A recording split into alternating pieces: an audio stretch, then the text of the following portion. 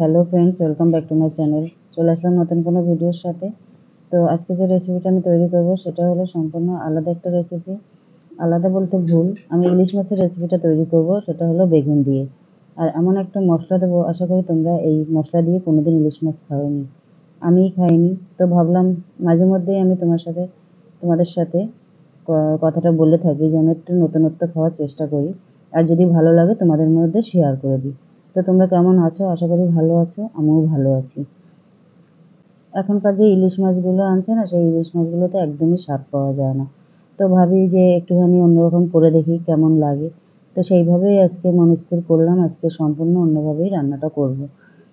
তো দেখো, আমি যে ইলিশ মাছটা এনেছি, ইলিশ মাছটা আগে ভেজে নিলাম। ভেজে নিয়ে এবার আমি এই একই তেলের মধ্যে বেগুনগুলো ভেজে নেব। তোমরাও বেগুনগুলো লাল লাল করে ভেজে তুলে নেবে, তারপর রেসিপিটা তৈরি করবে। তো আমি চাইবো তোমরা অবশ্যই একদিন ট্রাই করো। ভিডিওটা যেরকম দেখতে হয়তো তোমাদের ভালো লাগবে না, হয়তো ভাববে যে এই মশলা দিয়ে ইলিশ মাছ, এটা ভাবার কথাই, কারণ আমিও কোনোদিন এভাবে করিনি, খাইনি। তো যাই হোক, একটু অন্যভাবে আজকে খেয়ে দেখলাম, তো কিন্তু অসাধারণ লেগেছে রেসিপিটা। সেই যে ভালো বড় ইলিশ, যে ইলিশ মাছের স্বাদ হয়, সেই মাছ তো পরিষ্কার কথা বন্ধুরা আমাদের তো খাওয়ার ক্ষমতা নেই। তো এই ইলিশটাই নিয়ে আসে, তো ছোট ইলিশ নিয়ে আসে, আর এই মাছে তো এখন স্বাদ নেই, সেটা সবাই তোমরা জানো।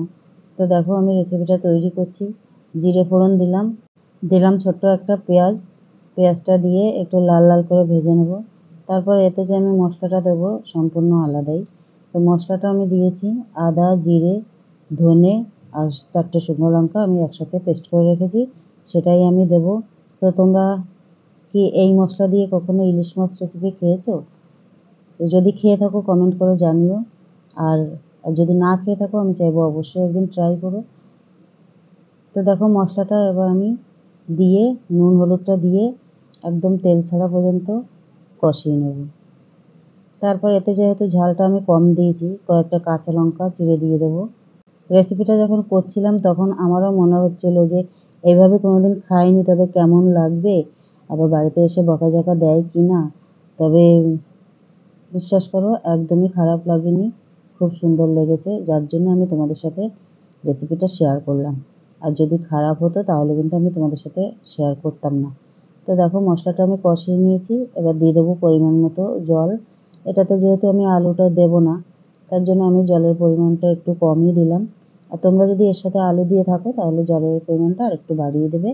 তো 2 থেকে 3 মিনিট আমি ভালো করে ফুটিয়ে নিয়েছি। তারপর এবার আমি এতে দিয়ে দেবো বেগুনটা। বেগুনটা দিয়ে আরও একটুখানি ফুটিয়ে নিয়ে তারপর আমি মাছটা দেবো। তো এখনকার মাছে তো যেহেতু স্বাদ নেই, আর এখন একটুখানি না ভেজে খেলেও ভালো লাগে না। তো একটুখানি ভালো করেই ভেজে নিয়েছিলাম। তো দুটো মাছটা একটু বেশি ভালো ছিল, আর একটা মাছ একটু খারাপ ছিল, যেমন কাটতে গিয়ে না পেটটা একটুখানি ছাড়িয়ে গেছিলো। তো যাই হোক, স্বাদটা কিন্তু একদমই খারাপ লাগেনি, মাছে যেমনই স্বাদ থাকুক না কেন, ঝোলটা কিন্তু একদম খারাপ হয়নি, খুব ভালোই খেয়েছি। তবে আমার ইচ্ছা আছে যে যখনও আবার ইলিশ মাছটা করবো এইভাবে করার চেষ্টা করব। সবসময় একভাবে খেতে হবে তার তো কোনো মানে নেই, মাঝে মধ্যে একটু অন্যরকম খেলে মুখে সত্যিই কিন্তু ভালোই লাগে। তো তোমরা যারা আমার চ্যানেলটি সাবস্ক্রাইব করেছো অসংখ্য ধন্যবাদ, আর যারা আমার চ্যানেলে নতুন, সাবস্ক্রাইব করে পাশে থেকো। ফিরে আসছি পরের ভিডিওতে। টাটা বন্ধুরা।